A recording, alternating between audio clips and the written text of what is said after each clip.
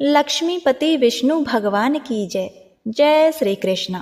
ओम नमो भगवते वासुदेवाय नमः। प्रिय भक्तगणों, आज चैत्र माह शुक्ल पक्ष की एकादशी तिथि है और आज कामदा एकादशी का व्रत है, जो सभी प्रकार के कामनाओं को पूर्ण करने वाली एकादशी है, जिसे फलदा एकादशी या कामदा ग्यारस भी कहते हैं।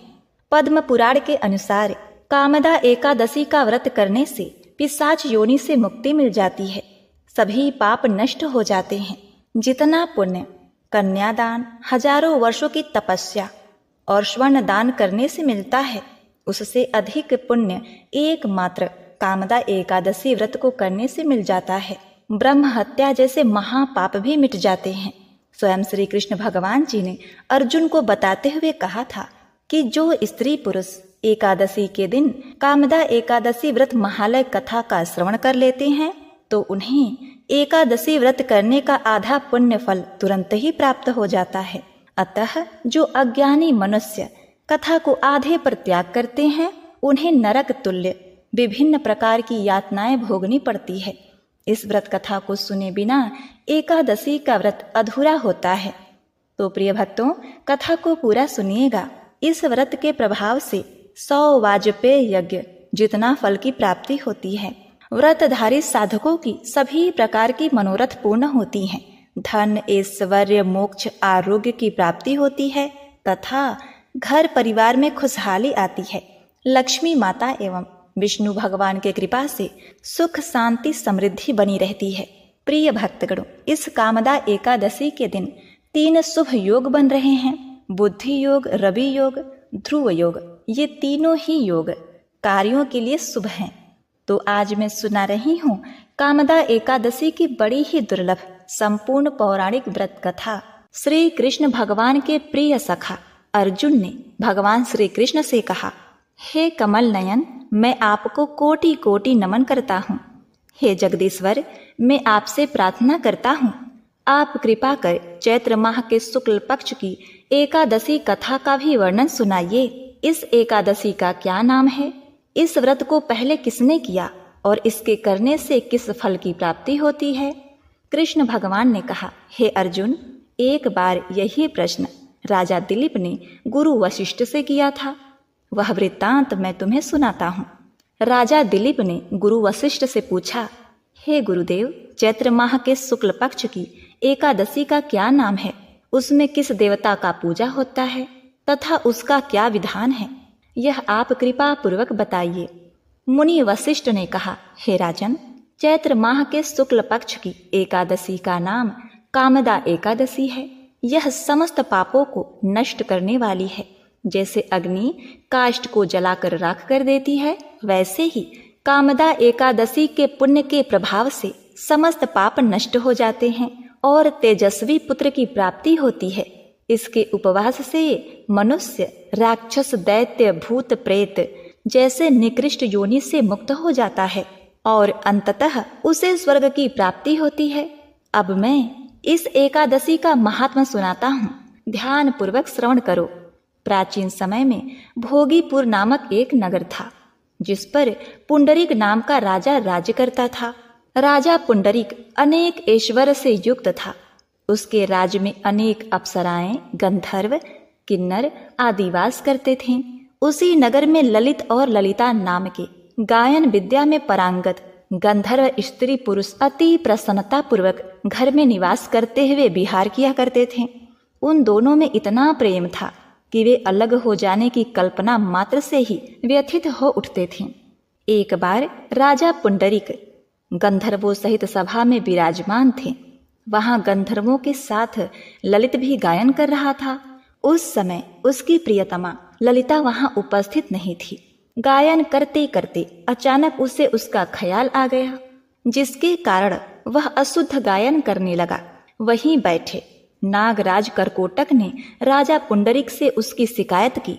इस पर राजा को भयंकर क्रोध आया और उन्होंने क्रोधवश ललित को श्राप दे दिया। उन्होंने कहा, अरे नीच, तू मेरे सम्मुख गायन करते हुए भी अपने स्त्री का स्मरण कर रहा है। इससे तू नरभक्षी दैत्य बनकर अपने कर्म का फल भोग। अतः हे राजन, ललित गंधर्व उसी समय राजा पुंडरीक के श्राप से एक भयंकर दैत्य में बदल गया। उसका मुख विकराल हो गया, उसके नेत्र सूर्य चंद्र के समान लाल हो गए, मुख से आग की भयंकर ज्वालाएं निकलने लगी, उसके नाक पर्वत के कंदरा के समान विशाल हो गए और गर्दन पहाड़ के समान दिखाई देने लगी। उसकी भुजाएं 2-2 योजन लंबी हो गई। इस प्रकार उसका पूरा शरीर 8 योजन का हो गया। राक्षस बन जाने पर वह अनेक दुख भोगने लगा। अपने प्रियतम ललित का ऐसा हाल होने पर ललिता अथाह दुख से व्यथित हो उठी। वह अपने पति के उद्धार के लिए विचार करने लगी कि मैं कहाँ जाऊं और क्या करूं, किस जतन से अपने पति को इस नरक तुल्य कष्ट से मुक्त कराऊं। राक्षस बना ललित घोर वनों में रहते हुए अनेक प्रकार के पाप करने लगा। ललिता भी उसके पीछे पीछे जाती और उसकी हालत देखकर विलाप करने लगती। एक बार वह अपने पति के पीछे पीछे चलते हुए विंध्याचल पर्वत पर पहुंच गई। उस स्थान पर उसने श्रृंगी मुनि का आश्रम देखा।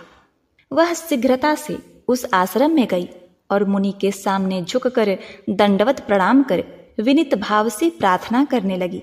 उसने कहा, हे महर्षि, मैं वीर धनवा नाम की गंधर्व की पुत्री ललिता हूँ। मेरा पति राजा पुंडरीक के श्राप से एक भयंकर दैत्य बन गया है। उससे मुझे अपार दुख हो रहा है। अपने पति के कष्ट के कारण मैं बहुत दुखी हूँ। हे मुनि श्रेष्ठ, कृपा करके आप उसे राक्षस योनि से मुक्ति का कोई उत्तम उपाय बताइए। समस्त वृत्तांत सुनकर श्रृंगी ऋषि ने कहा, हे पुत्री, चैत्र माह के शुक्ल पक्ष की एकादशी का नाम कामदा एकादशी है। उसके व्रत करने से प्राणी के सभी मनोरथ शीघ्र ही पूर्ण हो जाते हैं। यदि तू उस व्रत के पुण्य को अपने पति को देगी तो वह सहज ही राक्षस योनि से मुक्त हो जाएगा और राजा का श्राप शांत हो जाएगा। अतः हे सुबह, चैत्र माह के शुक्ल पक्ष में पड़ने वाली कामदा एकादशी नजदीक आ रही है। तुम उसी का व्रत करो और भगवान लक्ष्मी नारायण की पूजा करो तथा उनके निमित्त जागरण करो और उनका भजन करो। ऐसा करके तुम्हें अनेकों पुण्य फल की प्राप्ति होगी। उसी पुण्य फल के प्रभाव से तुम्हारा पति राक्षस योनि से मुक्त हो जाएगा। ऋषि के कहे अनुसार ललिता ने श्रद्धा पूर्वक कामदा एकादशी का व्रत किया और द्वादशी के दिन ब्राह्मणों के समक्ष अपने व्रत का फल अपने पति को दे दिया और ईश्वर से प्रार्थना करने लगी। उसने कहा, हे प्रभु, मैंने जो यह उत्तम उपवास किया है उसका फल मेरे पति देव को मिले, जिससे उनकी राक्षस योनि से शीघ्र ही मुक्ति हो। अतः हे राजन, एकादशी का फल देते ही उसका पति राक्षस योनि से मुक्त हो गया और अपने दिव्य स्वरूप को प्राप्त हुआ। वह अनेक सुंदर वस्त्रों तथा आभूषणों से अलंकृत होकर पहले की भांति ललिता के साथ विहार करने लगा। कामदा एकादशी के प्रभाव से वह पहले की भांति सुंदर हो गया और मृत्यु के बाद दोनों पुष्पक विमान पर बैठकर विष्णुलोक को चले गए। आगे भगवान श्री कृष्ण कहते हैं, हे अर्जुन, इस उपवास को विधि पूर्वक करने से सभी पाप नष्ट हो जाते हैं।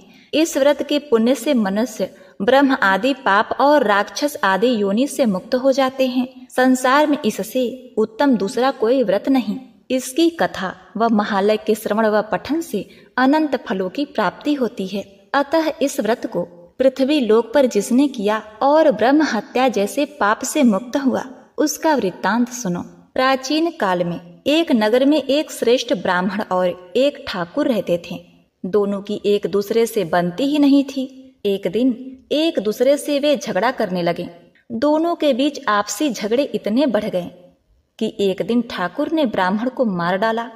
उसके इस कृत्य से उस नगर के ब्राह्मण काफी नाराज हो गए थे और उधर ठाकुर के पत्नी द्वारा समझाने पर उसे अपने किए गए पर बहुत ही पश्चाताप होने लगा और बाद में उसने उस ब्राह्मण की तेरहवीं करने की सोची तो ब्राह्मणों ने उसके घर भोजन करने से इनकार कर दिया।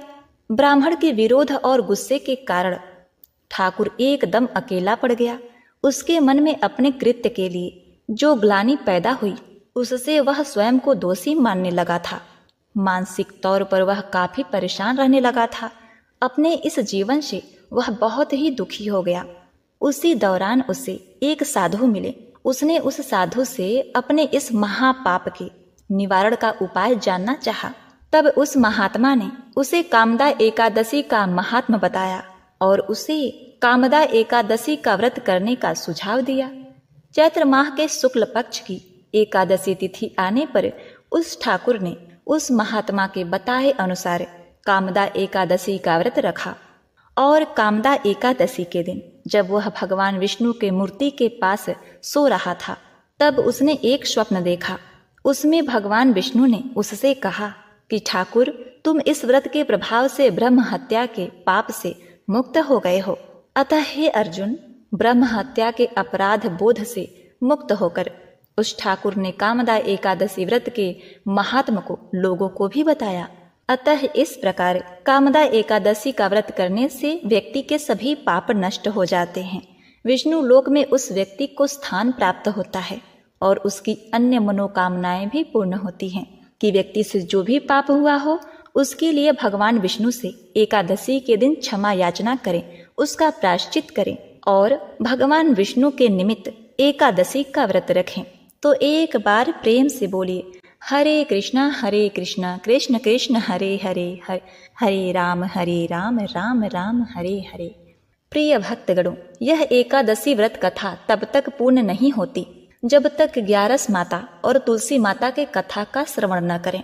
तो इसके बाद सर्वप्रथम आप श्रवण करेंगे ग्यारस माता की कथा।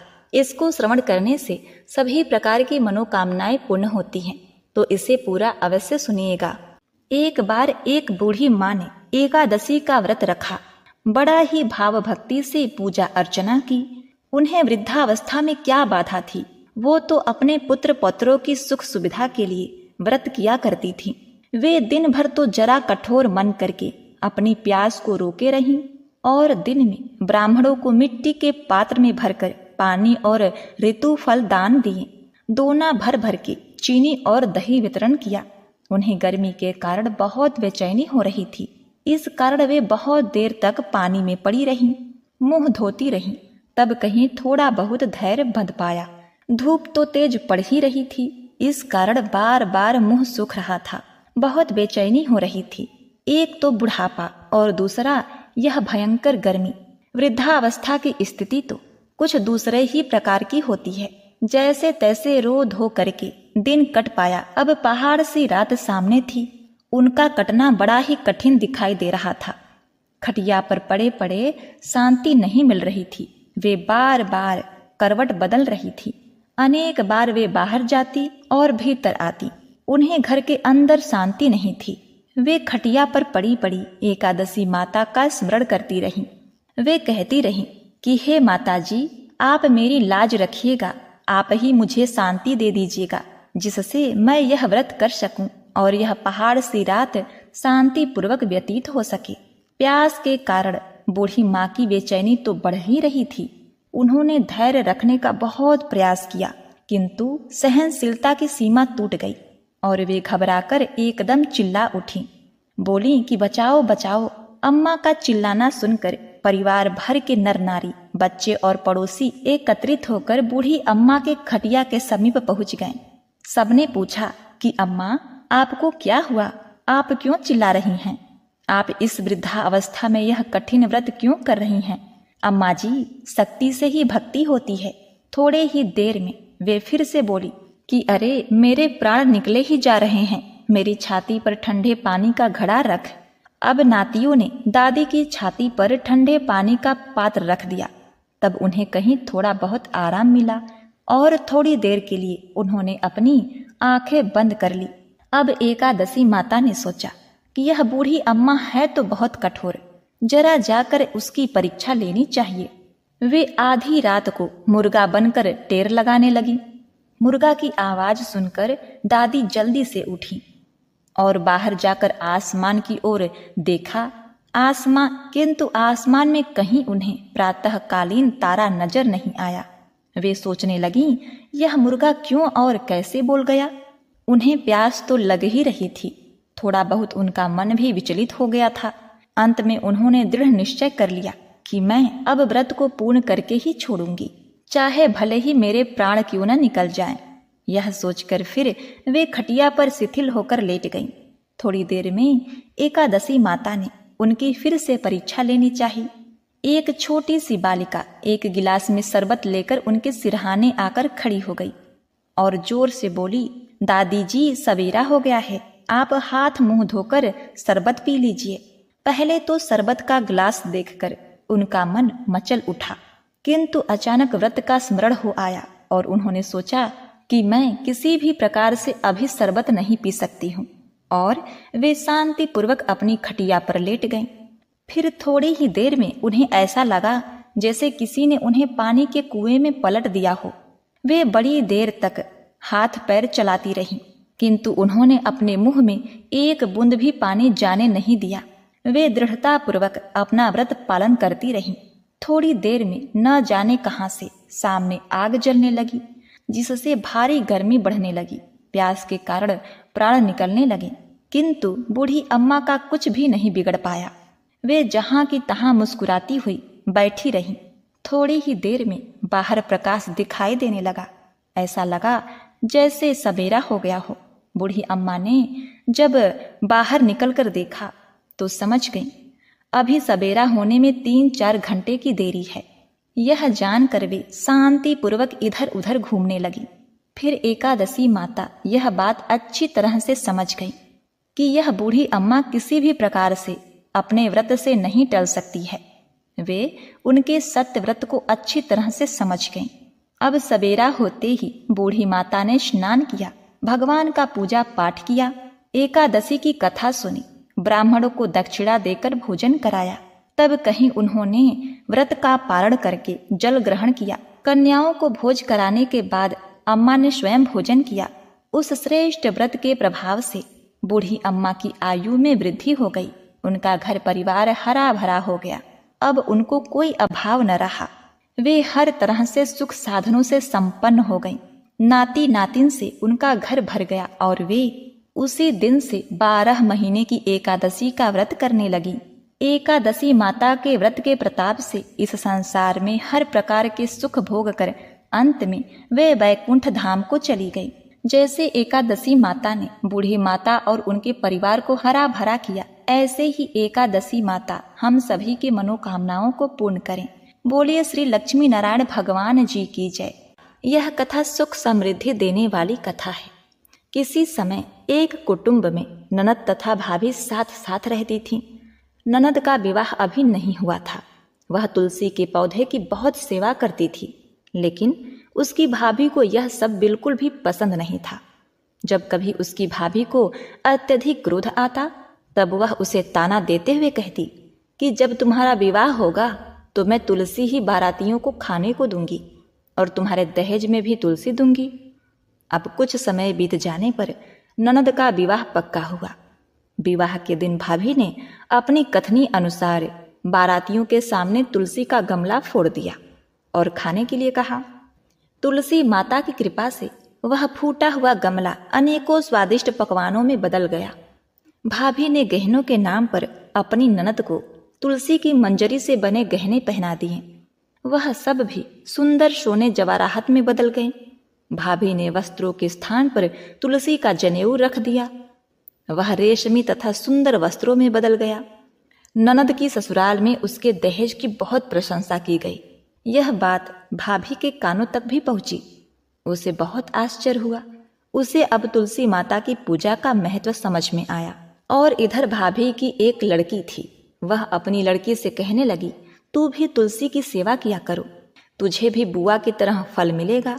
वह जबरदस्ती अपनी लड़की से सेवा करने को कहती, लेकिन लड़की का मन तुलसी सेवा में नहीं लगता था। लड़की के बड़ी होने पर उसके विवाह का समय आता है। तब भाभी सोचती है, जैसा व्यवहार मैंने अपनी ननद के साथ किया था वैसा ही मैं अपने लड़की के साथ भी करती हूँ, तो यह भी गहनों से लद जाएगी और बारातियों के खाने में पकवान मिलेंगे। ससुराल में इसे भी बहुत इज्जत मिलेगी। यह सोचकर वह बारातियों के सामने तुलसी का गमला फोड़ देती है, लेकिन इस बार गमले का मिट्टी मिट्टी ही रहता है। तुलसी तथा पत्ते भी अपने रूप में ही रहते हैं। जनेऊ भी अपना रूप नहीं बदलता है। सभी लोगों तथा बारातियों द्वारा भाभी की बुराई की जाती है। लड़की के ससुराल वाले भी लड़की की बुराई करते हैं। इसके बाद वह भाभी कभी भी अपनी ननद को नहीं बुलाती थी। भाई ने सोचा, चलो मैं बहन से मिलकर आता हूँ। उसने अपनी पत्नी से कहा और कुछ उपहार बहन के लिए ले जाने की बात कही। भाभी ने गुस्से में थैले में ज्वार भर कर कहा कि और कुछ नहीं है, तुम यही ले जाओ।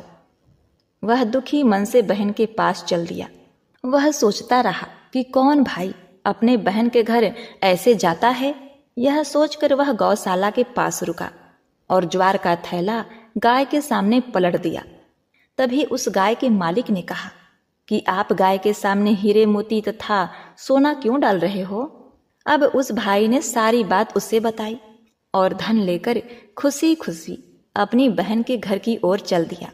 दोनों भाई बहन एक दूसरे को देखकर अत्यधिक प्रसन्न हुए। जिस प्रकार तुलसी माता ने उस बहन को सौभाग्यवती तथा धन्य धान से संपन्न किया, उसकी लाज बचाई, उसी प्रकार तुलसी माता सबको सुख संपन्नता देना। जिस प्रकार भाभी को दिया वैसा किसी को नहीं देना। तो बोलिए श्री शालिग्राम भगवान की जय, श्री तुलसी महारानी की जय। ओम नमो भगवते वासुदेवाय नमः। प्रिय